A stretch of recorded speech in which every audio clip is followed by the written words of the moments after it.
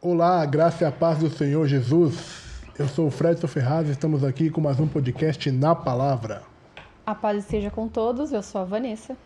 E juntos vamos hoje ouvir mais um testemunho do poder transformador de Jesus. Amém. E o nosso convidado de hoje, ele é casado com a Sheila, pai da Isabela, ele é pastor, um homem transformado pelo poder de Jesus. E para contar o seu testemunho, para contar o que Jesus fez na obra dele, porque nem sempre foi assim, está aqui conosco o pastor Emerson. Seja bem-vindo, meu irmão. Emerson. Amém, amém. A paz do Senhor, Fredson, Amém. Vanessa, Amém. a todos que seja edificante para as vidas que estejam vendo, Amém, que amém. alcance as pessoas que precisam.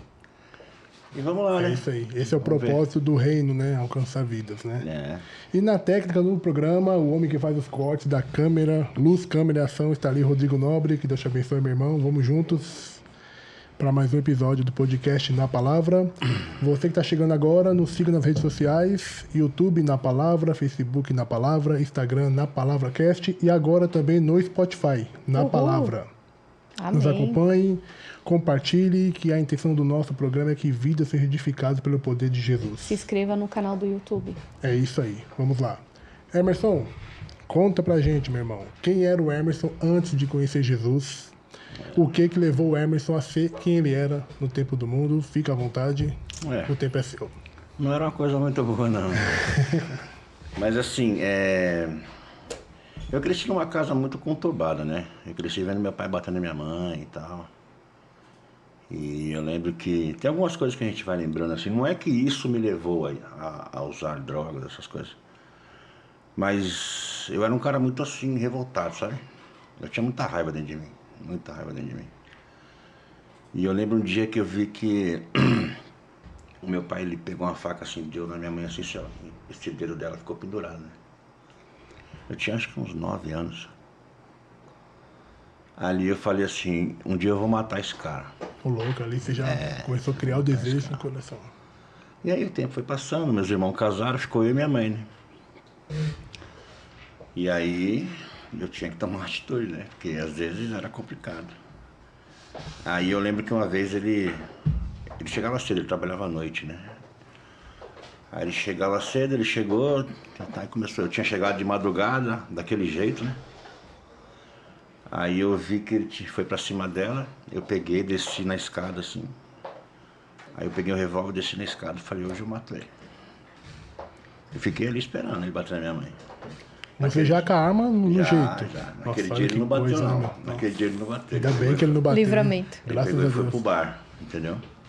E aí começou uma situação de enfrentamento, né? Eu e ele, nós saímos na porrada direto. Sua mãe meia tudo isso. Eu e meu imagina. pai saímos na porrada direto. Ele tentava me dar facada pelas costas às vezes. Era complicada a situação. Nossa, Era. imagina sua mãe meia tudo isso. Não, então, mas...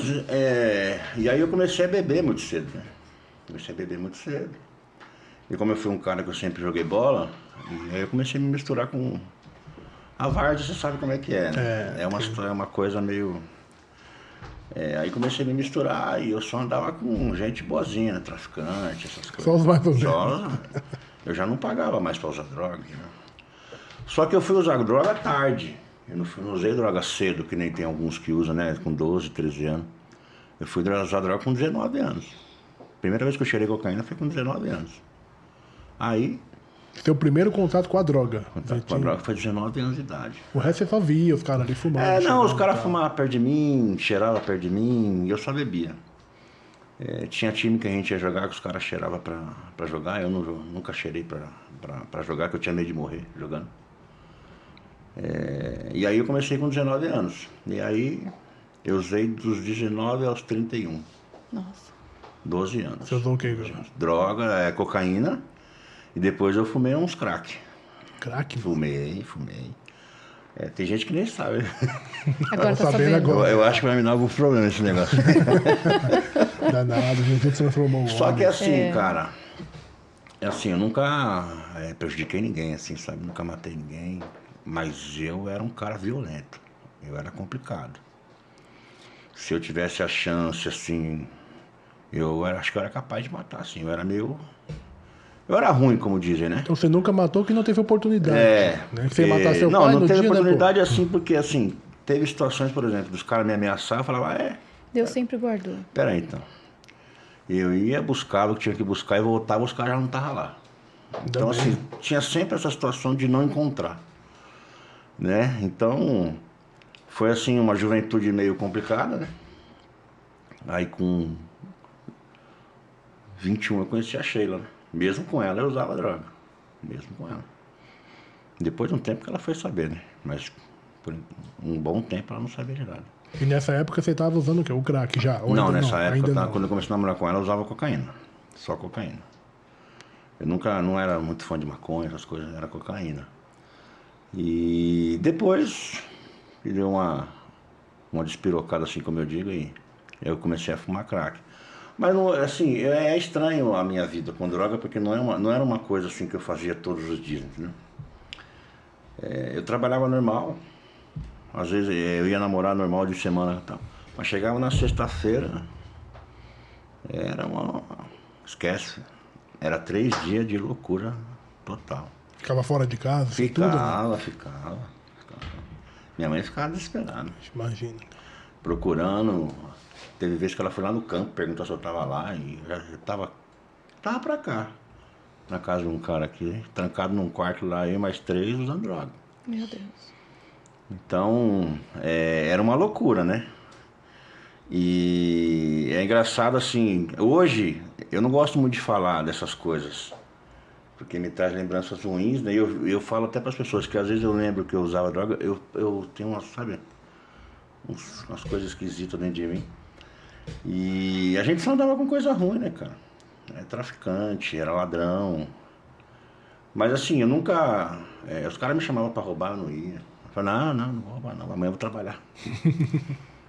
Mas os caras me chamavam para roubar, me chamavam para fazer um monte de coisa. Me ofereceram droga para eu vender. Eu falei, não quero isso não, cara. Meu negócio é só usar. Mas a coisa vai passando o tempo, vai ficando meio complicada, né? Porque quando você começa a usar droga, vamos dizer assim, você consegue até esconder no começo. Mas depois fica uma coisa meio difícil de se esconder. E as pessoas começam a perceber, né? Você acha que tá enganando, mas não mais Mas ninguém, elas né? começam a perceber. Aí você começa a ter problemas. Então, minha mãe me deu um flagrante uma vez, mas ela não falou, ela falou pro meu irmão. Aí ele me ligou, já mandei logo ele calar a boca. Falei, não enche meu saco não, porque você mora longe e tal. Então a minha sogra uma vez também viu. E você acha que você tá todo, né? Que eu sou malandro, né? E aí, teve uma vez que eu tava na casa da Sheila, ela morava na Ponte Rasa. Era véspera de Natal, lembro até hoje. Mas antes disso, deixa eu te falar. A gente às vezes não sabe que Deus está cuidando da gente, né? A gente não sabe que Deus está planejando algumas coisas. E às vezes é necessário você passar por situações difíceis para você, para que Deus possa... A minha irmã me disse uma vez assim, que ela estava no portão da casa dela, e passou uma mulher que ela não conhecia. E a mulher falou assim para ela assim, fala pro teu irmão mais novo parar com o que ele está fazendo. Senão Deus vai moer ele. E ela me falou, e eu tô no malandro, falei, moer nada, a conversa é essa. E eu, na milhão, bebendo, cheirando e tal. Aí nessa véspera de Natal, eu tava na casa da Sheila. Foi aí que eu comecei eu já tava... Era assim, que eu disse, eu já tava indo pra igreja, sabe? Mas na sexta-feira, eu sei lá, dava um negócio em mim que eu largava tudo. Largava tudo. O vício falava mais Já alto, era, assim, nem... já era. Esquece. Eu mudava, era outra pessoa. Não tinha controle, né? Não, era outra pessoa. Eu só ia na sexta e esquece. Dinheiro que tinha ia embora. Dinheiro que tinha ia embora. Eu chegava a receber na semana, na segunda estava duro. E eu ganhava bem, eu sempre ganhei bem quando eu trabalhei assim, em empresa. Sempre trabalhei em empresa boa. E é difícil você se manter assim, escondido. É difícil pra caramba. Então, e aí dessa mulher, beleza, eu tava na casa da Sheila na véspera de Natal, tamo lá, e eu tinha passado o dia bebendo e cheirando. Só que eu lembro até hoje, deu meia-noite, eu comecei a sentir tontura. Falei, ih, deu ruim. Aí eu sentei lá, a Sheila percebeu, ela falou, o que foi? Eu falei, nada não. Falei, tô com um pouco de tontura. Aí comecei a não enxergar. Falei, ih, mano. Falei, acho que é hoje. Já era. Aí eu falei pra ela, era 00:15. Eu falei, vou embora. Não, mas tá cedo. Eu falei, vou embora. Aí o pai do Anderson ia também. E eu fui com ele. Cara, só que eu não enxergava direito, não tava vendo direito assim, sabe? E ele parou num ponto e eu tinha que andar mais ou menos 1 quilômetro pra ir embora ainda. E eu não tava enxergando. Falei, vambora. Aí cheguei em casa e tal, comecei a passar mal, falei, acho que não vai dar muito certo esse negócio, não. Aí eu senti que o meu coração começou a acelerar. Eu falei, ixi. Aí eu falei, minha mãe, tô passando mal, vamos no hospital.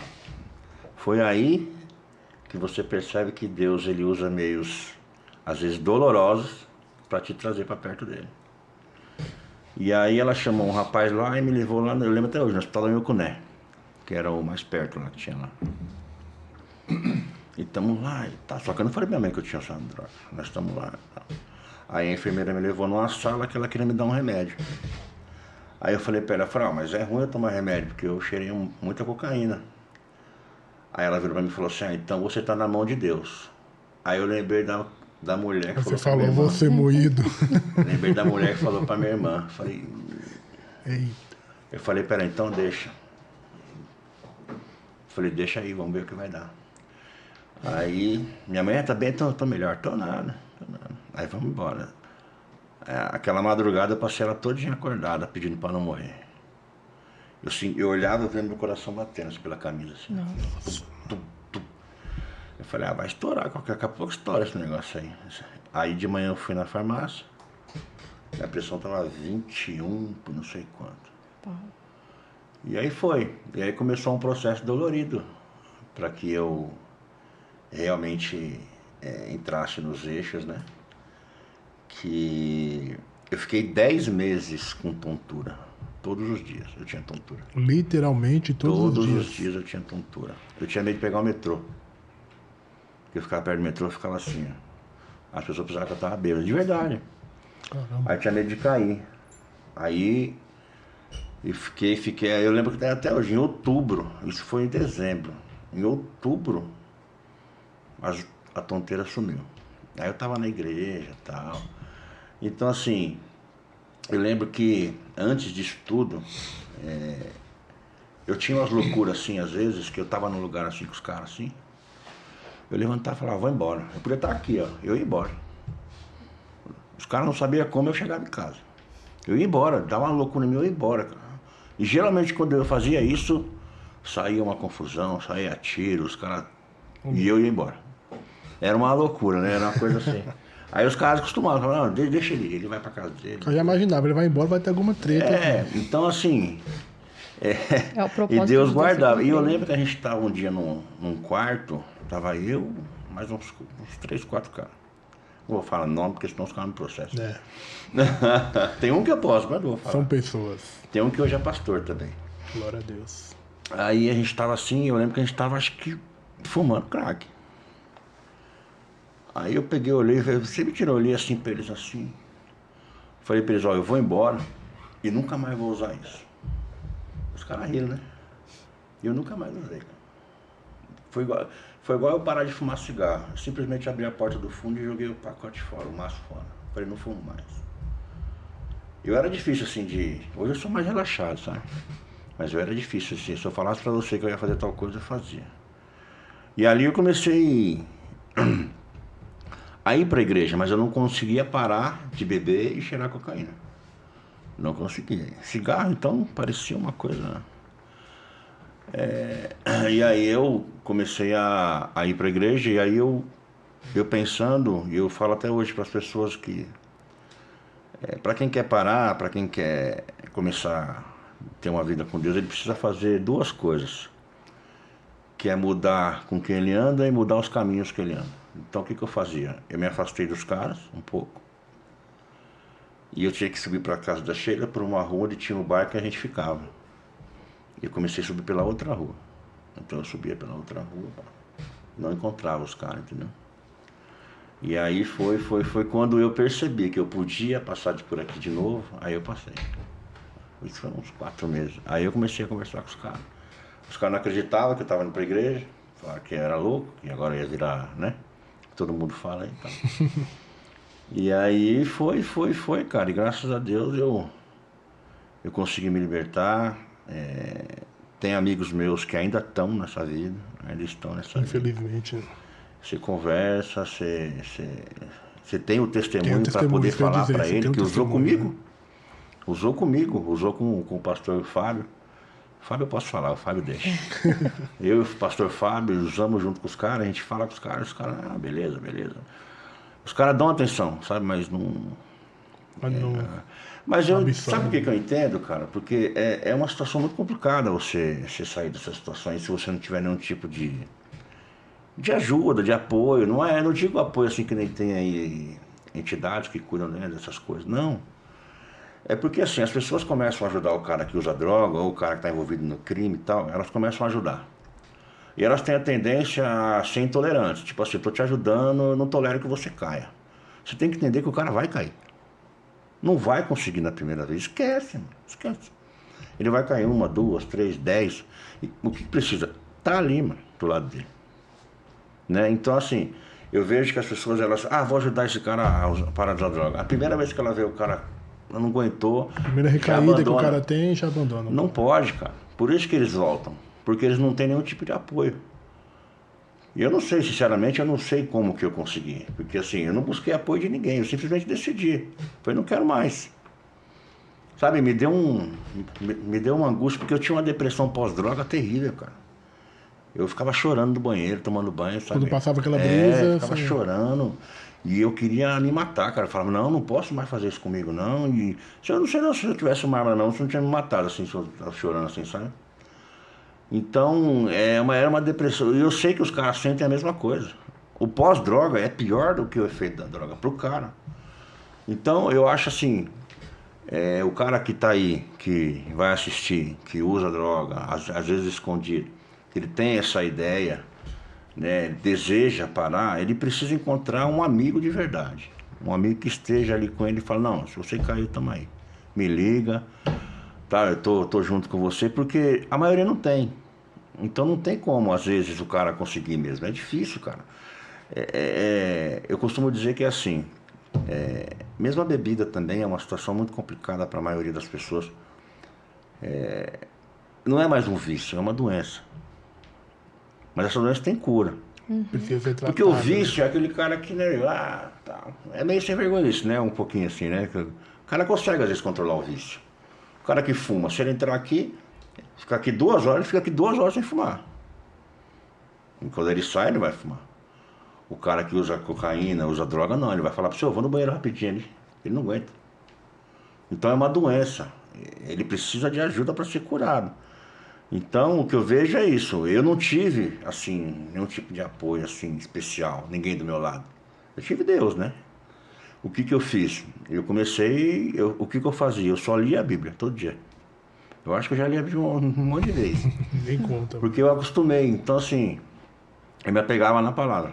Eu lia. E assim eu fui, sabe, me libertando.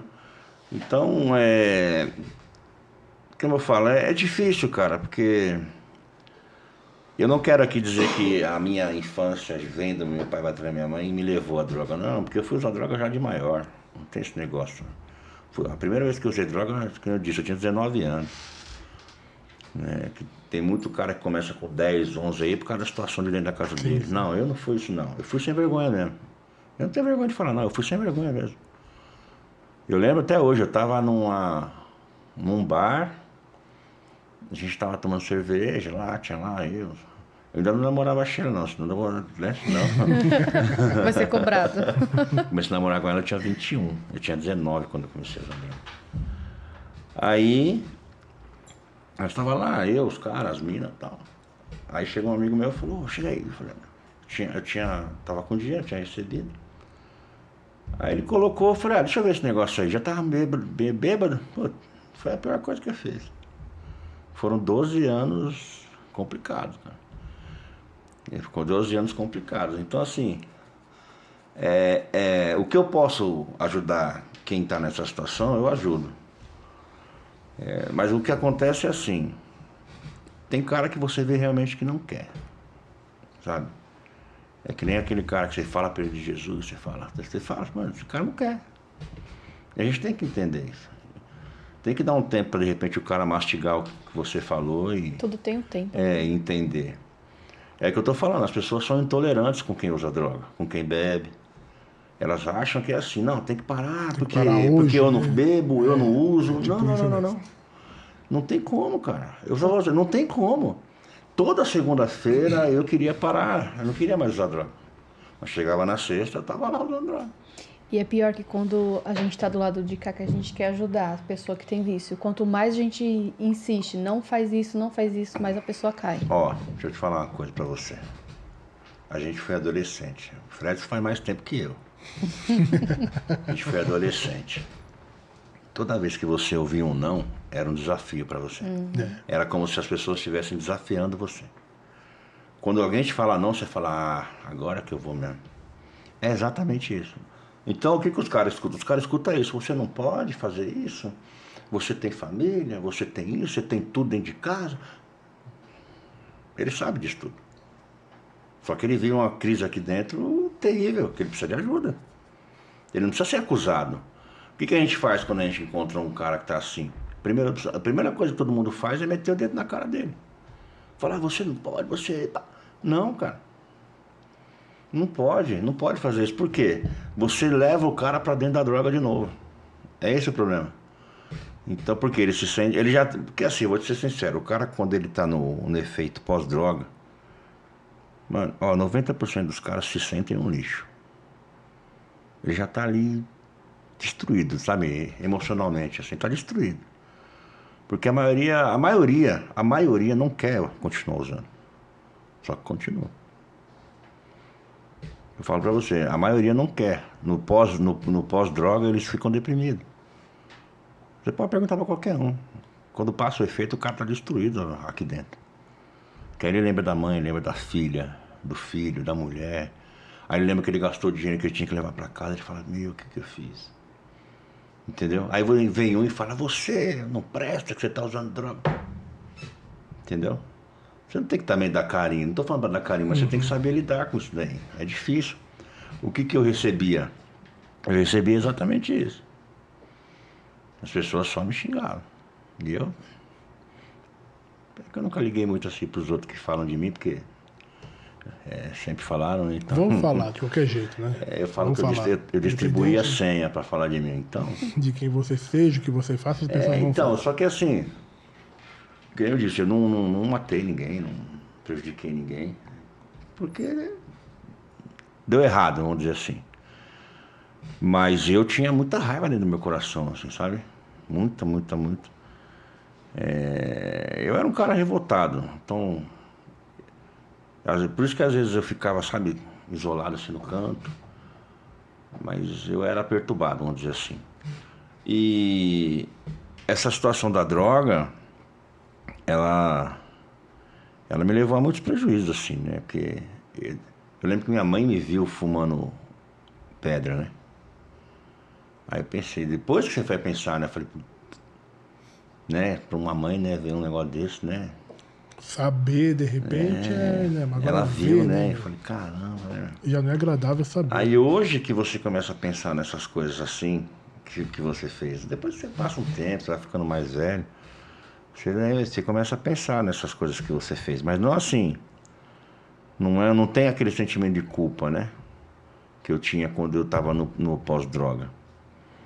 Mas eu digo assim que são experiências às vezes que eu não gosto muito de lembrar, sabe? Porque eu sei que entristeceu pessoas, a Sheila também, a mãe dela, os meus familiares. Só que hoje eu aprendi a usar em favor das pessoas, né? Então, quando eu posso conversar com alguém, eu converso. E é legal que às vezes os caras param para te ouvir, né? Que eles sabem que você está falando e você sabe o que ele sente. É difícil você ter a teoria da prática, né? Não que a teoria não ajude, por exemplo, um psicólogo que nunca usou droga, ele pode ajudar as pessoas. Mas a pessoa que usou, ela entende o que o cara está sentindo ali naquele momento, o pós-droga, durante a droga. Então, eu espero que eu possa ajudar as pessoas e que esse programa possa alcançar bastante pessoas, para que possa ajudar. O programa do pastor que teve aqui também, não lembro. O Jackson.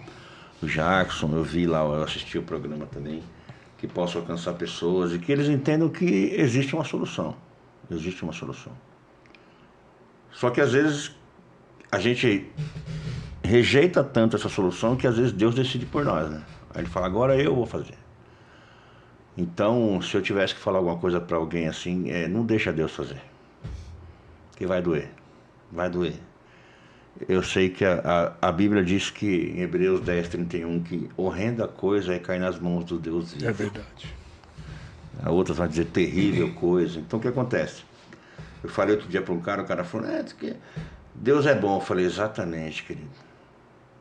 Por ele ser bom, que ele vai espremer, às vezes, as pessoas igual uma banana saindo pelos dedos, assim. Eu falei, caindo na mão do diabo, Deus tira você. Da mão de Deus, quem te tira? Verdade. Ninguém tira. Aí eu conversei com ele e tal.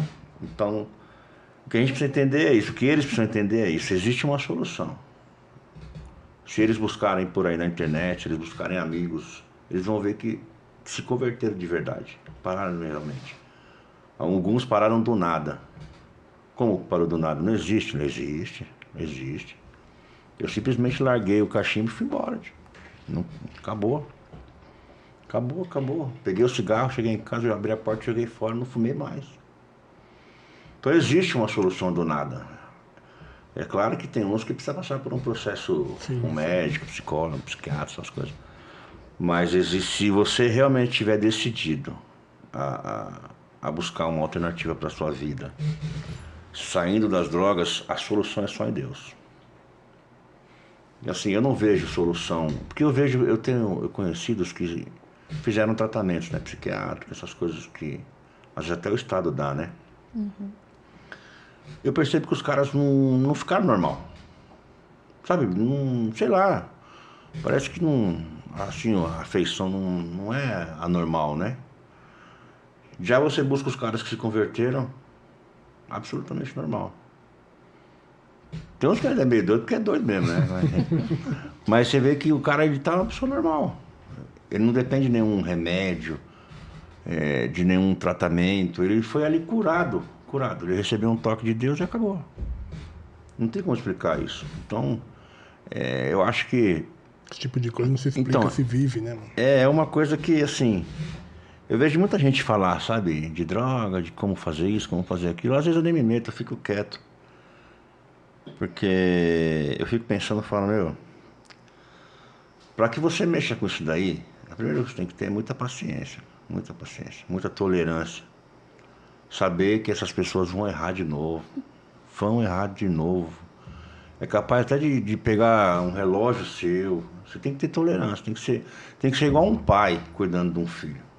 Para cuidar de um drogado. Não tem outro jeito, cara. Mas também o pai de vez em quando dá um cor no filho, né? Dá uns tapinhas no filho. Dá aquela corrigida, né? Aquela corrigida então bíblica. É isso, cara. O que a gente precisa entender é isso. Eu tive uma experiência muito ruim com a droga. Né? Foram 12 anos. 12 anos usando droga. Eu comecei a namorar com a Sheila com 21. Então, 10 anos que eu fiquei com a Sheila namorando, eu usava droga. Ela foi saber só lá no final. Eu usava droga e atrapalhou muito assim nosso namoro, sabe? Porque eu vivia muito louco.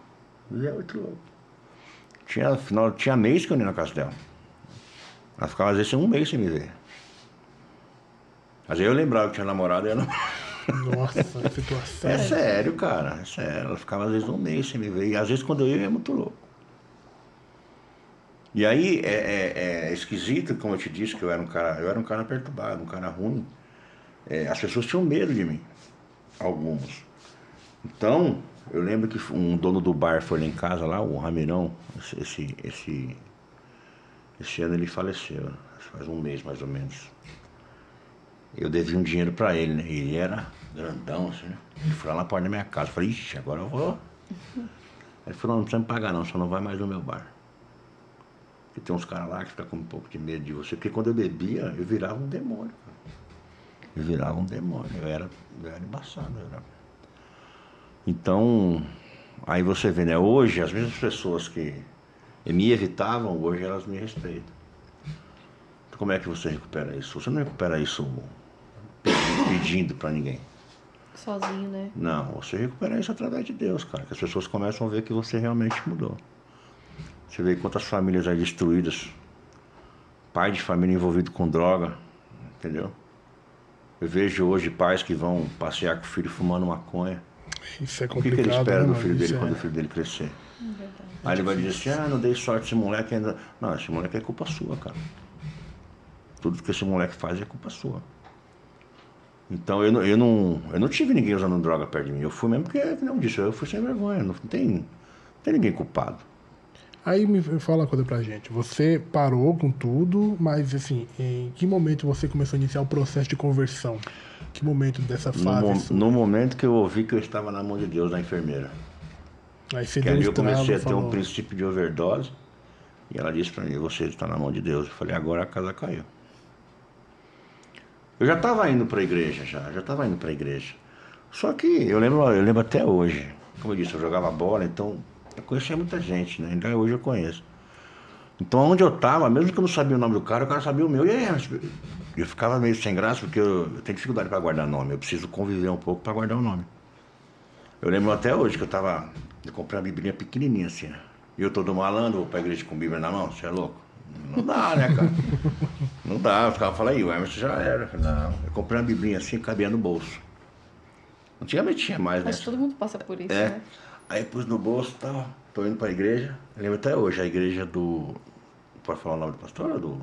pode? Da R. Soares. Eu comecei a ir lá, cara. Aí, cheguei na porta da igreja assim, aí encontrei um cara que ia jogar comigo no sábado. E a gente tinha combinado um churrasco e tal, não sei o quê. Ele falou, e aí, mas vai onde? Eu falei, não, eu vou ali comer um pastel. Na porta da igreja, cara. Eu falei, vou ali comer um pastel, depois eu vou pra casa. Amanhã não tem jogo e tal. Me escondendo, né? Me escondendo. Então, assim, eu já tinha começado a ir pra igreja. Só que eu não conseguia me libertar. Mas eu não desistia, eu ia pra igreja. Eu fazia tudo que eu fazia de sexta, sábado, domingo, mas durante a semana eu ia pra igreja. Eu dava um jeito de ir pra igreja. Ou ia lá no centro, ou ia lá em Gabaú, ou ia aqui na Vila Ré. Mas e mesmo errando toda hora, eu tava lá na igreja. Por isso que eu digo pra você, pra mim, eu não tive ninguém que falava assim, vamos na igreja. Não, eu decidi. Então eu continuava indo, eu continuava indo, eu continuava indo. Aí teve gente que falou pra mim assim, mas só faz besteira, vai pra igreja fazer o quê? Eu falei, eu vou pra igreja. Pode falar o que você quiser, eu ia pra igreja. Aí na sexta-feira tava lá eu de novo, cheirando, bebendo, mas eu ia lá na igreja. Então assim, eu não desisti. Eu queria mudar. E hoje tem muita gente envolvida com ajuda para essas pessoas. Né? Então assim, os caras, eles precisam ser alcançados de alguma maneira. Eu acho que a igreja precisa parar de esperar eles virem, entendeu? Tem igreja que fica esperando eles virem, né? A ideia da igreja é ir, né? Não, É ir atrás, a igreja é chamada para ir para fora, para ir Exatamente, buscar. a igreja tem que ir atrás, né? Então, é essa a questão. Então, assim, eu decidi que eu queria parar. Eu não falei para ninguém, Eu comecei a ir pra igreja, todo mundo me chamava de louco. Eu falei, eu vou, pode chamar, não tem problema não. E eu tava às vezes na casa da Sheila lá, de domingo, eu falava, vou lá em cima na igreja. Ela, vai lá. Ela não ia não. Ela não ia ainda. Não, aí eu ia. Então eu comecei a isso daí. E você vê, eu comecei lá no R. Soares, na Vila Ré. E a primeira Bíblia que eu comprei tem até hoje em casa, tá lá em casa. Comprei lá na loja do R. Soares. Comprei acho que em 2001, 2002, alguma coisa assim. Aí a Sheila começou depois de ir também e eu continuava usando droga. Mas eu ia. Falei, não quero mais, eu tenho que vencer isso, cara, não é possível. Aí conhecemos a Brasil para Cristo lá na Tarapitinga, né, que fala, né? Antigamente. Lá embaixo, Aí fomos lá, o tio dela levou a gente lá. Aí eu gostei da igreja, aí eu lembro até hoje, o Orlando, né, levou a gente lá. Eu lembro que a gente tava lá, o Luciano tava cantando. Era o Luciano, Eliseu, né, novinho, né? O pastor Carlos Isaías tinha cabelo preto ainda. Aí acho, não sei se foi o Luciano, se foi o pastor que falou da escolinha que tinha lá na escola, lá no... Pra cima não tinha uma escola? Setuba, tinha Setuba, a escola, tem, né? tem. É Lá de tem. Setuba a escola também, Tem né? ainda. A escolinha de domingo, a escolinha bíblica era lá, não sei se você lembra. Não, eu não tava lá. Então, a escolinha bíblica era lá. Era a Eu fiquei igreja, sabendo. a igreja pegava a escola emprestada porque era muita gente. Eu não tinha ideia do que era. Ele falou, eu falei pro Orlando, eu falei, eu vou fazer isso daí, não sei o que é, mas eu vou fazer. O Orlando deu risada, eu falei, então você vai ver. E aí foi, eu comecei a fazer a escolinha. E aí, cara, aí que eu falei, aí eu comecei a me interessar pela Bíblia, aí eu comecei a ler. Mas na verdade, eu só fiquei na Brasil para Cristo, eu posso falar? Pode. Por causa do pastel. É sério, pô, tô brincando não. Emerson. Ó, eu só fiquei na Brasil para Cristo, eu vou repetir, por causa do pastel. É sério, a gente, Explica isso aí pra gente. é o seguinte, ó. A gente é sério, pô, não tô brincando não. Tô brincando não. Você não tava lá embaixo, na Tarapitinga, tá? Não, eu cheguei lá, já Lá era tinha uma tenente lá do praça de Rio, já. alimentação, assim, atrás. E tinha lá hambúrguer, pastel, um monte de coisa. Mas o pastel era muito bom, cara. Eu trazia pra casa. Pastel abençoado. Ó, pastor, volta com o pastel pra ter mais gente lá. Então, aí o que acontece? A gente ia. E a primeira vez eu comi, eu gostei. Eu falei. Aí na sexta-feira eu já ficava, vamos pra igreja, vamos pra igreja, vamos pra igreja. Eu queria comer o pastel. Vamos pra igreja, mas entre Eu nem parentes, lembrava a comer palavra, o cara, de pastel. verdade, eu não lembrava a palavra. Eu ia pra comer o pastel. Eu ia pra comer o pastel. Deus não desperdiça. Não Uma é- estratégia, né? Eu não lembrava nada da palavra. Deus é brincadeira. Nada. Eu lembro que o Luciano ficava lá com o violão lá. E o Eliseu vendia hambúrguer junto com a esposa dele. E aí, antes de acabar o culto, eu falava pra Sheila, eu vou lá comprar as fichas do pastel, senão acaba as fichas. Pergunta pra Sheila depois, cara. Ó, eu tô falando pra você. Aí eu ia comprar e já ficava sossegado. Eu comer o pastel garantido. É sério, cara. Me converti por causa do pastel. Eu já vi vários tipos de conversão agora por pastel. É a E primeira aí vez. fui ficando, aí fui desperdiça fazer a nada. escola dominical Deus é lá. maravilhoso. Aí me batizei e tal. E aí foi, mas de verdade, eu só fiquei na Igreja Brasil para Cristo por causa do pastel. Eu não sei quem fazia aquele pastel, mas tem uma mão boa do caramba. Porque... Sério, cara, eu chegava na Pastel sexta-feira lá, que só fazia na sexta aquilo lá, né? Sexta e domingo. Mas domingo era muito cheio, eu não comprava não. Na sexta eu já chegava, vendo se tava a barraca lá. A barraca do pastel tá aí, então beleza. Não tinha acabado a palavra. Eu já via as irmãs saindo pra cantina, eu ia junto. Dava aquela que ia no banheiro, ia lá, comprava já umas 4, 5 fichas. O pastel tá garantido. É sério, ela riu, mas é sério, pô. É sério, não é brincadeira não, tô falando sério. Corintiano. Tô falando a verdade. E isso é pô. novidade. Olha que eu conheço o Emerson há faz um tempo já. É sério, cara, então. A gente nunca conhece. Você vê como é que é, né? Como é que Deus faz as coisas, né? Eu falo, as pessoas dão risada assim, Vanessa, não acredita não. Eu falo, pois é, eu só ia lá por causa do pastel. Não ia por causa de outra coisa, na sexta-feira principalmente, só ia por causa do pastel. Aí depois você vê, você vê como o ser humano é relaxado, né? Eu lembro até hoje que eu e a Sheila, a gente saía da casa dela, o culto era 5 horas antigamente, 5h30 acho que era. A gente vinha de ônibus todo domingo, vinha e voltava. Depois compramos um carro para não diminuir às vezes de ir, né? Então assim, a gente deu uma relaxada, tá, mas continuou na presença de Deus. Mas é engraçado como Deus faz as coisas, né? Esse foi o processo assim, de conversão. O processo de conversão ele foi dolorido, né? No sentido de deixar a droga, essas coisas assim. Essa fase é difícil, né? Você... É porque assim... Fica pior, né? Cara, A junta espiritual. Olha, eu vou tudo, falar pra né? você, é que nem eu falei, são duas coisas. Você precisa mudar hábitos e amizades. Senão você não consegue, pode esquecer. Não tem jeito. Se você continuar com os mesmos amigos, frequentando os mesmos lugares, você não vai parar nunca de usar droga. Não estou falando que você tem que ir para a igreja. Se não quer ir para a igreja, não tem problema, cara. É uma opção sua. Mas se você quer parar de usar droga, você tem que mudar os seus amigos e os lugares que você frequenta. Senão você vai continuar usando droga o resto da vida. Não tem como. Não tem como. Não tem jeito. Essa é a ideia. O que eu fiz foi isso. Eu parei de ir nos lugares que eu ia, parei de jogar bola. Até porque eu tinha machucado meu joelho, eu tinha que operar e eu decidi não operar. Porque operar o joelho naquela época lá era sem chance. Então eu parei de jogar bola e decidi não ir mais nos bar e mudar os meus caminhos. E indo comer o pastel. O pastel de Entendeu? pequeno ali. Então o que eu fiz? Eu decidi isso. Então assim, não tinha ninguém que falava assim, vamos fazer isso, não vai por. Não. Então assim, eu sou melhor que os outros. Não. Não. Foi uma coisa que eu decidi, cara. O processo com cada um é diferente. Agora, né? eu acho assim, o mesmo cara que tem a força de usar, ele pode ter a força de tomar as decisões iguais. Só que tem gente que precisa de ajuda, tem gente que consegue sozinho, tem gente que precisa de ajuda.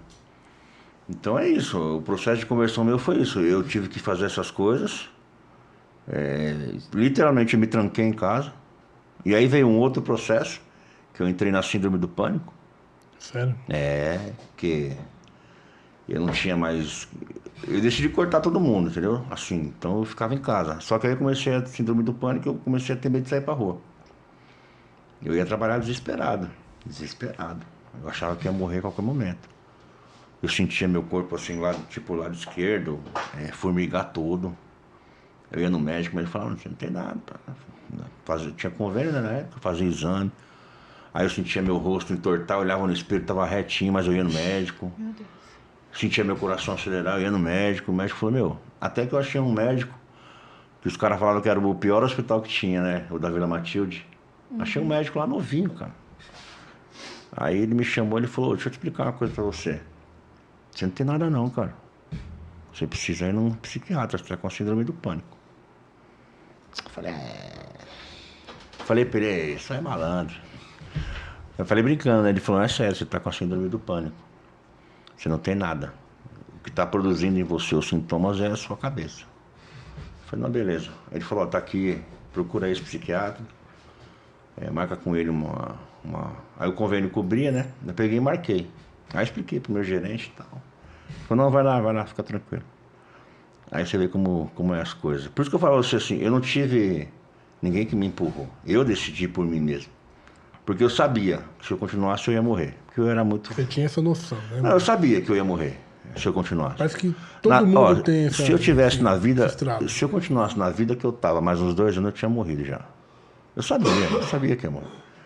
Porque assim, eu era um cara que não tinha medo, velho. Entendeu? Você podia falar mesmo o que você quisesse, podia ser quem fosse. Eu ia pra dentro e acabou, filho. Esquece. Então, eu não tinha assim, sabe, essa coisa de não vou lá porque o Fresco tá lá, que é aí que eu vou mesmo. Então eu era meio perturbadão mesmo. Aí marquei a consulta, saí da concessionária que trabalhava na Avenida Rio Branco. Na concessionária da Nix. Olha a propaganda, ainda bem que não tem mais. Aí tô indo, eu passei em frente à igreja do DR Soares, sabe? Aí tem um posto de gasolina que eu vinha por trás assim, a igreja, o posto e a igreja aqui assim. Aí eu parei no posto, eu fiquei olhando pra igreja. Mas assim, do nada, sabe? Eu falei, eu não vou no médico. Eu falei, quem vai me curar é Deus. E fui pra igreja. E comecei pra igreja. Sumiu. Então assim, cara, não é... No nome de Jesus. Não é, assim, não tem um... Eu não gosto de falar que tem uma fórmula. Não existe uma forma mágica. Mas você precisa tomar uma decisão. No seu caso, a fé, né? Entendeu? Você falou, eu me apeguei naquilo que eu tinha. Sim. Porque eu não tinha... A gente lá em casa nunca foi assim... Não que meu pai foi um mau pai, mas aqueles caras, sabe, antigão do Ceará, sabe, que meu pai não dava nem parabéns pra nós, assim, direito, sabe, no aniversário. Minha mãe falava, aniversário do moleque. Eu te amo, não falava. O quê? Nem a pau. Falasse eu te amo, ele me dava uma facada. Sério? Aí ele dava parabéns. Então, mas eu entendo, eu nunca reclamei disso, porque, o meu avô era mais grosso ainda que ele, o pai dele. Era pior ainda. Mas eram pessoas boas, sabe, de coração bom e tal. Então a gente não tinha esse negócio de apoio. Vou falar com meu pai. Falar com meu pai, dá um tapão na orelha. Ele falava pra nós assim, se apanhar na rua, apanha em casa. Então na rua, se a gente brigasse, a gente tinha que bater, cara. Foi assim que eu cresci. Então eu me virava na rua de um jeito que... Eu com 9, 10 anos, eu arrumei uma briga lá que eu raspava a cabeça do moleque na parede, assim, ó. Meu Deus. Os caras me separando. E eu raspava a cabeça dele todinho, assim. Por quê? Porque eu falei, se eu apanhar, eu vou apanhar em casa. Apanhar, então é melhor bater aqui. do que Não, apanhar. então eu vou logo surrar ele aqui, já era, entendeu? Então eu não tinha assim minha mãe ajudava a gente, mas minha mãe não tem uma estrutura, como é que eu posso dizer assim... Ela é meio sem paciência, sabe? Ela vai me bater. Não tinha muita sabedoria, né? Entendeu? Ela não tem essa coisa, ela já vai logo pro choque, né? A pessoa da antiga é assim, eles não são... Pô, senta aí, vamos conversar. Ele já quer logo dar paulada em você, então... Aí eu falei, eu preciso decidir por mim mesmo, porque eu sabia que se eu continuasse eu ia morrer. Sabia. Já tinha escapado umas 4 vezes já. Nossa. Então eu falei, era revólver na cara, eu falei, Então, uma vez o cara colocou o revólver dentro da minha boca. Eu falei, atira, filho. Eu falei, se não atirar, eu vou sair daqui, eu vou voltar aqui, você vai ter que correr. Ele eu falei, então beleza. Mas voltei lá. Aí fui, chamei os 2 amigos, voltamos lá, ele pediu desculpa depois. Não sei o que. Eu falei, agora é desculpa. Então assim, como eu disse, eu não matei porque deu errado. Então eu não tinha assim quem me apoiar. Falava, vou lá no Fred, você vai me ajudar, não. Nesse sentido, sabe, da droga, né? Sim. Porque o que eu recebia mais era crítica, né? Mas eu também não. A gente tem que acostumar com isso, né? Crítica a gente recebe toda hora. E aí eu decidi, eu falei, não, se eu continuar assim eu vou morrer, então eu preciso mudar. E foi aí que começou o processo. O processo é dolorido. Só que a maioria não quer passar pelo processo, né? E como você disse, é dolorido. Né? O que processo assim, de conversão não é fácil. Cara, toda vitória tem um processo para você seguir. Pouco suporta, né? O processo completo. Não, cara, ninguém quer passar pelo processo. Seja ela se livrar das drogas, seja ela uma bênção material, uma bênção espiritual, ninguém quer passar pelo processo. Todo mundo quer chegar direto no... Só que o processo é dolorido e quem decide pelo processo não é você, é Deus, né? Então esse é o problema. E aí eu fui. E eu fiquei ruim, cara. Fiquei ruim. Eu fiquei esse tempo todo que eu falei pra vocês aí, 10 meses com tontura, tomando remédio, um monte de coisa. Quando na verdade não tinha nada. Que do nada sumiu tudo. Depois veio o pânico, né? Depois eu fiquei com síndrome do pânico. Então foi demorado assim o processo. Mas passou pouco tempo, eu já sabia que eu não queria mais, entendeu? Que assim, eu já sabia que eu não ia usar mais. Eu falei, não vou usar mais. Mas no começo, assim que eu decidi, era engraçado porque às vezes eu sozinho em casa eu sentia o cheiro do crack derretendo, sabe, da pedra. Eu sentia o cheiro, assim. Sentia o cheiro. Nem tinha nada perto. Não, eu tava em casa, às vezes eu tava lendo a Bíblia. Nossa. Eu sentia o cheiro dele assim, sabe? A Falava, tentação. maldito, desgraçado. Eu fui tomar um café uma vez, tava com gosto de vinho, mano. Então assim, às vezes as pessoas, é mentira, tá bom, eu não preciso provar nada pra ninguém. Não é mentira, pior que não é. Então, você tem que entender que durante o processo você vai ser provocado, né? Você vai ser provocado, você vai receber propostas, você vai receber O diabo não quer deixar coisas você de completar graça. o processo. Sabe, os caras, tinha cara que me dava, fica aí, 5 gramas pra você. 5 gramas é cocaína pra caramba, cara. Você acha que você vai Cocaína tomar é uma atitude demais. dessa, o diabo vai deixar você em paz? Lógico que não. Então é isso, assim, o que a pessoa precisa entender é que é possível. Mas ela precisa decidir por ela. Não é pelos outros. Minha família não, é por você, cara. É por você. Daqui a pouco você morre, a sua família passa um mês chorando, daqui a pouco tá todo mundo se levantando, cara. Verdade. Quem morre é quem vai embora, tio. Quem ficou aí tem vida pra viver. Vai buscar, vai se levantar. Os caras não querem. O cara fica nervoso, não sei o que, minha mulher é sua mulher, filho. Depois que você morrer, passar um tempo, vai aparecer alguém pra cuidar dela, cara. Se quer continuar nessa vida, é um problema seu. Mas tem uma solução pra você. A solução é só Deus, não tem jeito. Eu entendo todo o tratamento assim que fazem, né, com pessoas, mas como eu disse, os tratamentos com médico, eu percebo que as pessoas ficam meio esquisitas, assim, sabe? Parece que não ficam normal, ficam dependentes. Outra dependência química, né, que é a dependência do remédio. Então, eu nunca tomei remédio para parar de usar droga. E os caras que você vai ver, que nem aquele pastor que estava aqui, eu não esqueço o nome, já falei pra você. Pastor Jackson. Os outros pastores, os outros obreiros que abandonaram droga através da fé, através da busca por Deus, nenhum deles toma remédio. Aí você pega alguns que tomam remédio, você olha pra pessoa e você fala, esse cara tá meio esquisito. Parece que vive grogue, A sabe? gente conhece, né? Sim. Entendeu? Então é essa a questão. É porque a gente, bem diferente a gente mesmo. fala sempre assim, porque, não, vocês estão advogando em causa própria, que vocês são cristãos, mas, se passar na mão de Jesus, o tratamento é diferente. Mas, cara, eu acho assim, ó. O cara, para falar que você advoga em causa própria, ele precisa falar para quem nunca passou pelo processo. Quem passou sabe como é que é os dois lados, cara. Tem jeito. O que ele vai falar para mim? Ah, você não sabe como é ficar muito louco. Lógico que eu sei. Pior que sabe. Você não sabe como é buscar. Eu sei. Eu frequentava a casa dos traficantes, cara. Não pagava mais droga. Não pagava. Então eu ia lá, tomava uísque, cheirava ainda, fazia tudo lá. Não pagava mais. Então, assim, não é advogar em causa própria, cara. É você ter a experiência dos dois lados. E aí você saber o que é melhor pra você. Agora você tá falando. Tem cara que fala de um lado só, ele não viveu o outro. Como é que ele quer falar de novo? Porque eu acho que pra você falar dos dois lados tem que viver as duas coisas. É aquilo que você falou no começo, né? Então vou falar com ele assim, ó. Vem pra Jesus, aí você vê se você é bom ou não. Vem experimentar. Se você não gostar, aí você volta pra droga. Que eu duvido que você volte. Entendeu? Então é isso, o cara não pode falar uma coisa dessa. Verdade. E hoje, o Emerson, você é pastor, né, e tal. E você olhando hoje, a vida que você leva hoje, eu te conheço, eu sei, eu vou até compartilhar algo aqui. Conheci o Emerson, acho que foi em 2013, né? No FAP. Fui lá no FAP. Foi no FAP, né? Eu não sei o ano, não. É, por aí. E eu lembro que o Emerson, nas nossas reuniões lá, falava muito da Bíblia, da palavra e tal, né? E eu falava, eu já tinha uma referência, né, assim, questão bíblica, né? Eu via o Silas Malafaia falando versículo, decorar, eu falei, como é que esse cara decora tudo isso, cara? E eu via você falando da Bíblia, da palavra, do capítulo, versículo, eu falei, preciso estudar esse negócio aqui, preciso aprender isso aqui. Então as pessoas falam assim pra mim às vezes, mas você parece ter uma Bíblia dentro da cabeça, então assim, uma das referências tá aqui. Né, de esse amor pela Bíblia, a Vanessa sabe disso, Não, assim, a gente não é melhor do que ninguém porque decora versículo, tá? Eu acho mais fácil pra você trocar uma ideia, pra você escrever um esboço, pra você ministrar a palavra. Então, essa iniciativa de decorar a Bíblia, foi um desses homens que está aqui, o Emerson. E aí hoje você olha pra sua vida hoje, sua família, sua filha, cara, qual a reflexão que você tem do poder de Jesus na sua vida? Ah, cara, vou falar pra você, hein?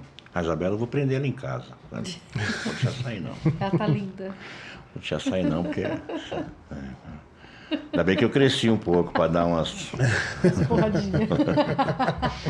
Eu falei pra Sheila que qualquer um que for namorar ela, eu já não gosto dele. É como assim? Eu não gosto.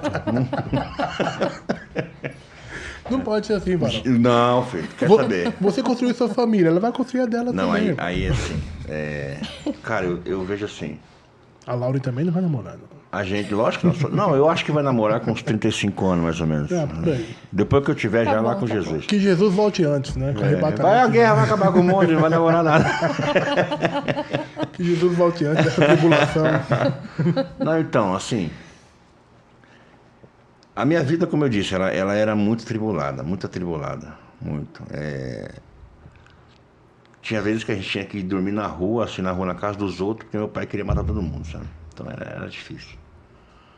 E eu sempre fui um cara muito revoltado, como eu falei e tal. E eu vejo hoje, assim, eu não sou um cara também tão calmo hoje, não. Mas eu consigo me controlar mais, né?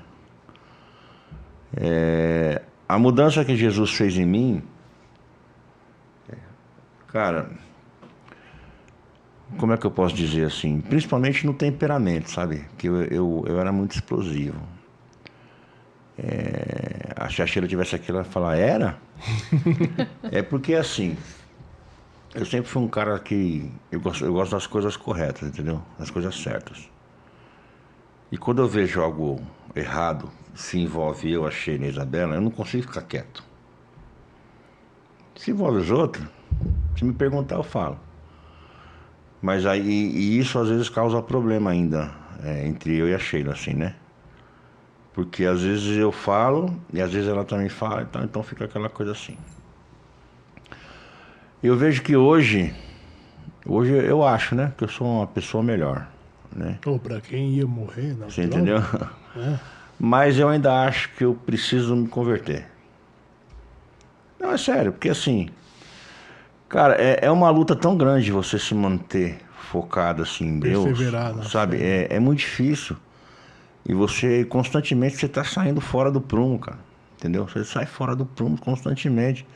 Seja em casa, às vezes seja na rua, a gente trabalha no trânsito, você sabe? Eu não fico xingando ninguém, mas olha assim e falo, motoqueiro, seu tipo pego. Eu arranco o seu pescoço. Você entendeu? Então, assim, eu acho que eu preciso me converter ainda. Eu lembro que Jesus, né, quando ele está falando com Pedro, ele fala assim: você, quando se converter, cuida dos seus irmãos. Eu acho que Pedro olha para ele e fala assim: como assim me converter? Há um tempo andando junto já, Né? não sou ainda. Então, você vê que assim, se Jesus falou isso para Pedro, porque assim, se fosse comparar com os apóstolos, eu tenho um temperamento assim, acho que igual ao do Pedro, mais ou menos assim, sabe? Meio, vamos, né? Qualquer coisa, corta uma orelha. Já era. Então, eu acho que a gente está em constante, como é que eu posso dizer, não é evolução, constante conversão. E eu ainda sou muito falho, né? Mas eu sempre estou tentando me corrigir. Mas de uma coisa eu tenho certeza, assim, que hoje eu consigo me controlar, né? Porque assim, como eu disse, eu fui lendo muito a Bíblia e às vezes as pessoas chamavam eu de louco. Eu pegava o metrô, eu tava lendo a Bíblia, assim, né? Tava lá. Pegava o trem que trabalhava na família e eu tava lá. As pessoas olhavam e falavam... Aí uma vez eu falei pro cara, se fosse uma Playboy, você tava aqui do meu lado lendo, né? Foi, mas é uma Bíblia, você não quer encostar perto de mim. Ele deu risada. Então, o que a palavra produz na gente é isso, é essa mudança completa, entendeu?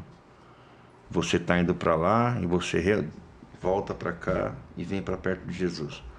Mas como eu disse, eu ainda preciso me converter. Hoje, a Sheila e a Isabela, elas estão um pouco longe da igreja, né? Estão um pouco longe da igreja. E eu também não tenho ido muito. Falar a verdade, não falei para você, né? Uhum. Ainda mais agora, depois que teve esse problema lá em casa, lá, né? Com o falecimento do pai da Sheila. Comecei a fazer Uber e eu fiquei, acho que uns 5 meses direto, fazendo todo dia, assim, o dia inteiro, né? E agora que eu tô tentando voltar. Mas eu acho que a parte mais difícil da gente se manter convertido é você estar fora da convivência com os irmãos, assim, sabe? Eu não estou dizendo nem igreja, porque às vezes a igreja você vai uma vez por semana. Tem gente que só consegue uma vez por semana. Mas quando você começa a perder o contato com os irmãos, você começa a tipo ficar sozinho. E aí é difícil se manter. Não que você vai fazer besteira, você vai fazer aquilo, mas aí você tem que arrumar um jeito de se manter focado. E eu acho que hoje, depois desse processo todo que eu passei, eu consigo fazer isso. Não que, como eu disse, não que eu não erre, mas tem gente que quando ela começa a se afastar, ela começa a voltar para as velhas coisas, né? Para o velho caminho. Então eu acho que hoje eu, não sei se é um cristão mais maduro, se eu posso dizer isso, mas hoje, devido ao processo que eu passei lá atrás e venho, né, até hoje, eu acho que esse processo me fez hoje aguentar algumas coisas que eu não aguentaria se eu não fosse convertido, essas coisas assim. Inclusive, aguentar os desaforos que a gente aguenta, né? Às vezes você olha e você fala, ah, rapaz... Às vezes eu penso, falo, na minha época já era. Mas aí não dá, né, cara? Então, eu acho que é isso, assim, hoje, eu não me vejo melhor que ninguém, mas eu me vejo assim, podendo aguentar algumas coisas que eu não aguentaria, né? Por quê? Não porque eu vou para a igreja, não porque isso, mas porque eu me dediquei na palavra. E hoje a palavra, ela faz a gente ter isso. É ela que nos santifica, né? É ela que traz você para dentro de Deus. Não adianta você achar que porque você canta bonito, porque você ora 3 horas e... Não. Você só tem intimidade com Deus quando você sabe o que Ele pensa. Você pode orar o quanto você quiser, é bom. Louvar é bom. Mas eu costumo dizer assim, como é que você quer ser íntimo de Deus se você não sabe o que Ele pensa? Você quer ver? Se o cara trouxe, se ele, eu esqueço o nome dele. Rodrigo. O Rodrigo trouxer um negócio pra você aqui, dentro do copo. A Vanessa fala, não, isso aqui ele não gosta. Mesmo se você não tiver aqui. Por quê? Porque ela te É conhece. relacionamento. Então, o relacionamento ele não vem só. Porque isso que a Bíblia diz, né? Não é só com oração. Como é que você conhece o que Deus pensa, o que Deus aprova, o que Deus desaprova? É lendo a Bíblia. é meditando na palavra. Então não adianta. Então hoje, por ter tantas essas coisas, às vezes as pessoas até me chamam de chato. Mas eu prefiro ser um chato que fala da Bíblia do que um chato que fala da vida dos outros. Eu prefiro falar da Bíblia. Então assim, quanto mais você medita aqui dentro, mais você sabe o que ele aprova e o que ele desaprova. Então mais você consegue controlar a sua vida melhor. Porque é inevitável. Você vai fazer uma coisa, você fala, a Bíblia não, né? Então isso vem no seu coração. Então é isso que eu tenho hoje. Então hoje, por isso que assim, às vezes eu ainda erro muito, como eu disse, mas a gente vai tentando acertar e cada vez mais meditando, porque cada vez que você abre a Bíblia, você tem uma novidade. Então, é isso, cara. A gente vai... Então sua vida se resume na palavra. Na palavra. Na palavra. Amém. É, porque eu vou falar pra você, se eu não tivesse me dedicado em ler a Bíblia, eu não sei se eu tinha continuado na igreja, não. É porque assim, eu me apaixonei mesmo pela Bíblia, assim. Eu comecei a ler, não entendia nada, mas eu decidi ler. Falei, não, eu vou ler. Aí antigamente você comprava aquelas Bíblias que você não entendia nada mesmo, né? O português é muito difícil. E aí eu fui lendo, até que eu cheguei na história de José. Ali aquela história... E aí você vê que no final da história ele tem a chance de devolver, né? Tudo que fizeram com ele. E aí ele não devolve. Então, ali eu comecei a aprender algumas coisas e assim eu fui. Então é isso. A minha vida se resume no título do programa aí. Na Glória a palavra. Deus. Entendeu? Na palavra. Amém. É que a santificação, como nós estávamos falando, ela é um processo que, nós vamos lutar enquanto tivermos vida todos os dias contra nós mesmos. Que é aquilo, né? Só vai se concluir quando Jesus voltar. Aí, nós seremos transformados. Ó, Jesus, o que é quando perfeito vai vir. Quando ele está ali falando em João 15, que ele começa a fazer oração, que ele começa tipo se despedir, né? Falando, pai, aqueles que tu me deste, isso, não sei o quê. Só que em João 17 ele diz, né? Que santifica-os na tua palavra, porque a tua palavra é a verdade. Então assim, não tem outro jeito de você se santificar sem estar na verdade. Então é isso. Ou a gente entende que aqui tem a verdade para a nossa vida e a verdade é coisa boa, ou a gente vai lá em João 8,44, né? Que tem muita gente que gosta, né? Que o diabo é o pai da mentira, que hoje... Mentira é fácil de contar, né? Eu tava falando pra Sheila esse dia. A mentira é tão fácil de contar, o único problema é que você vai ter que ficar mentindo a vida inteira. Vai ter que contar a vida toda. Se você contar mentira agora, você vai ter que contar outra para encobrir aquela primeira que você colocou, e assim sucessivamente. Então não tem jeito, cara. Uma hora a casa cai. Uma hora a casa cai, não tem jeito. Não tem jeito. Eu vi uma postagem que eu até republiquei depois, que dizia assim, se você não lê a Bíblia, você é obrigado a acreditar naquilo que as pessoas falam. Sim. E hoje você tem que ter a Bíblia dentro de você, porque você ouve muita bobagem hoje. É verdade. Mas é assim, eu fico feliz assim com a oportunidade. Eu nunca falei nada assim dessas coisas pra ninguém, porque, como eu disse, as pessoas às vezes, mesmo vendo você hoje convertido, você conta o seu testemunho, elas te enxergam, elas mudam o olhar para você. Como se você fosse, né? É que nem uma vez eu estava na igreja e eu não lembro quem foi. Tava com a bolsa no banco. Ela pegou a bolsa para ir no banheiro. Eu achei um absurdo. Falei, será que aqui vão roubar as coisas dela? Né? Eu falei, pô, né? Porque... Mas hoje a gente sabe que pode até acontecer, né? Sim. Mas assim, mas faz tempo. Eu falei, mas na época eu achei absurdo. Eu falei, mas se nós estamos aqui todo mundo para cultuar, né? Porque... Então eu penso assim, poxa, será que a gente não consegue aceitar o irmão convertido mesmo com os erros dele? Você quer ver, se você sentar de um lado, uma senhora senta de um lado ali de um cara, você fala, aquele cara que só senta do lado ali era ladrão de banco. Ou sei lá, ele era assassino. Você acha que ela vai sentar lá de novo? Então, como é que a gente entende e crê que Deus pode mudar as pessoas? A maioria das pessoas não creem que Deus pode fazer isso. Não creem, cara, não creem. Por isso que existe a dificuldade de você, às vezes, falar o que aconteceu na sua vida, as pessoas começam a te olhar diferente.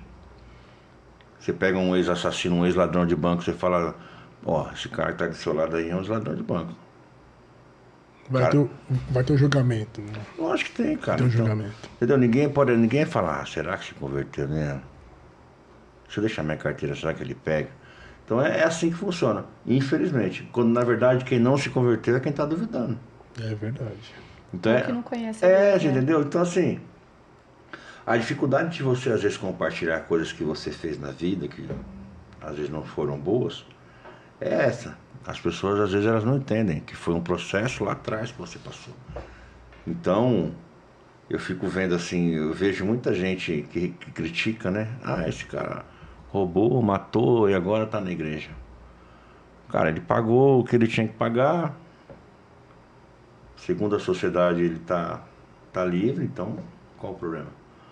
Então eu acho que a gente precisa mudar muita coisa hoje. Primeiro para poder aceitar as pessoas como elas são. Eu tenho também dificuldade com isso. Para incluir, né, as pessoas. Não, todo mundo tem dificuldade com isso, porque a gente quer que as pessoas sejam aquilo que a gente quer que elas sejam. A gente não quer aceitar ela como ela é. Chata, assim, sabe? Então, eu acho que esse trabalho com pessoas, eu acho que a igreja falha muito. Todas elas. Todas elas. Quando, na verdade, eles não querem fazer um trabalho com as pessoas. Eles querem que as pessoas venham até eles. E aí não tem jeito, cara. Você acha que um cara que vai buscar um pino ali na quebrada, ali vai amanhã lá na igreja, falar, ô pastor, ontem eu usei, ora aí pra mim aí. Você vai achar um, dois, o resto, esse pastor não sabe nada, vai lá pedir dinheiro pro pastor. É bem por aí mesmo. Não, quem tem que ir lá é a igreja. Verdade. Mas nós vemos, Emerson, na sua vida, nós somos testemunhas, né? Sim. Que realmente você é um homem que foi transformado por Jesus, por tudo aquilo que você compartilhou aqui, né? Talvez as pessoas vão apontar, né? Vão olhar para você, vai apontar, vai dizer, mas assim, ande com ele, né? Olhe para ele, as coisas que ele faz hoje, o que ele pensa sobre o reino hoje, né? Uma pessoa que vivia no mundo das drogas, que queria matar o próprio pai, que não podia arrumar uma confusão, que já queria... Hoje, o homem fala de Deus, o homem tem uma família, se preocupa com a família na questão do reino. Então é isso que a gente fala assim, é fácil julgar, né, um ex, né? É fácil que a pessoa fala, mas o fulano era usuário de droga. A outra que estava aqui a semana passada, vamos falar assim, né, da Regina, uma pessoa que era rebelde e tal. Mas olha ali, com Jesus na mesa, na ceia, todos ali eram ex alguma coisa. Então o que Jesus faz é transformar pessoas que não eram para serem. Aquele ali tinha gente rebelde, tinha uns lá que era dos zelotes lá, que eram dos caras que arrumavam uma confusão lá, tinha outro que era cobrador de imposto, todos eles foram apóstolos de Jesus. Então, o poder de Jesus é assim, não é você olhar para a vida de uma pessoa, a pessoa está na igreja hoje e tem que ser santa amanhã, não é isso. Não é isso que a Bíblia ensina, você olhando para a vida de várias pessoas que foram convertidas, seja no Velho ou no Novo Testamento. Todos passaram por um processo de santificação. E é como eu sempre gosto de frisar. O processo de santificação só vai se concluir quando Jesus voltar. Quando vier aquele que é perfeito, toda imperfeição desaparecerá. Então hoje na vida do Emerson, que ele é um pastor, é um homem de família, nós vemos o poder de Jesus na vida dele. Sim. Nós queremos te agradecer, Emerson. Obrigado por ter aceitado o convite, por estar conosco. Emerson. Seu testemunho com certeza vai edificar muitas vidas. Mães que veem filho nas drogas, ou vice-versa, às vezes o filho está vendo o pai nesse caminho. Para poder olhar para a tua vida e falar, não, Jesus transforma pessoas, eu vou acreditar que Jesus transforma as pessoas. E deixar bem claro que você é uma bênção na nossa vida. Amém, amém. A gente admira a sua pessoa, admira quem você é. Como ele já falou, ele já... É referência para mim. Uma das referências para mim é o Emerson, que acabou se tornando meu amigo, né, desde 2013. E, como eu costumo dizer, eu não sei o que acontece com meus amigos, mas falando da divergência futebolística, fora isso, tá aí. É um outro amigo meu, igual o Valdir estava semana passada. Cara, assim, eu espero de verdade que quem assistir aí, quem vê, possa entender que existe uma saída. Existe uma saída. Muita gente que está nesse mundo acredita que está no fundo do poço. Mas ainda que, a Bíblia diz que ainda que a sua mãe te abandone, né? Lá em Isaías. Deus estende a mão para você. Glória a O que Deus. as pessoas precisam entender é isso. Ainda que ninguém esteja te ajudando, ninguém esteja estendendo a mão para que você se levante. Existe um que nunca desiste. Então, Amém. é isso. Que eles por ele, entendam que é só em Jesus que existe a libertação. É verdade. Mais Glória nada. a Deus por isso. Amém. Pena que o nosso tempo é curto, né? Mas glória a Deus pelo testemunho mais uma vez. Emerson, posso te pedir um favor, meu amigo? Faz uma oração pelo nosso podcast, que pessoas possam ser tocadas pelos testemunhos que passarem por aqui, que sejam compartilhados, não por like, não é nada disso. Aqui nós queremos que Jesus transforme pessoas. Sim. Amém. Só isso. Vamos orar. Senhor, eu quero te agradecer por este momento em que passamos juntos aqui, falando um pouco da vida passada, falando também que é só o Senhor quem pode, só no Senhor que está o poder de tirar essas pessoas desse mundo. Esse mundo é cruel, esse mundo é terrível. Que o Senhor possa alcançar essas pessoas que estão aí no meio disso. Que o Senhor possa abençoar, Senhor, em nome de Jesus Cristo, este projeto do Fredson e da Vanessa. Que através deste projeto eles possam alcançar muitas pessoas, seja aqui na região que eles moram, seja através do YouTube, seja onde for, Senhor, onde chegar esse podcast, Senhor, que possa ter o poder de entrar no coração das pessoas, a palavra do Senhor, os testemunhos, que siga de exemplo. E Deus, em nome de Jesus, o meu desejo é que alcance pessoas que estão neste momento precisando de um encontro com Deus, Senhor, de um encontro, de uma renovação com o Senhor. Que o Senhor possa, Senhor, derramar sobre eles a tua bênção. Senhor, eu peço que o Senhor abençoe a Vanessa e o Fredson. Senhor, em nome de Jesus, abençoa aqui, Senhor, este lugar que é feito este programa também. Para que, Senhor, em nome de Jesus, pessoas sejam alcançadas e libertas. Em nome de Jesus Cristo. Amém. Amém. Amém. Glória a Deus por isso. Glória a Deus por cada um que assistiu, nos acompanhou. Nos sigam nas redes sociais, no YouTube, abençoe Facebook, cada um. Na Palavra, Instagram, Na Palavra Cast e agora também no Spotify, Na Palavra. Rodrigo, Deus abençoe a sua vida mais uma vez. Obrigado, Deus meu irmão. abençoe. E querendo Deus, estaremos aqui na próxima semana com mais um convidado, com mais um testemunho para a honra e glória dele. Senhor Jesus. Eu ia falar que o Fred chamou todo mundo do churrasco semana que vem. Não deu tempo.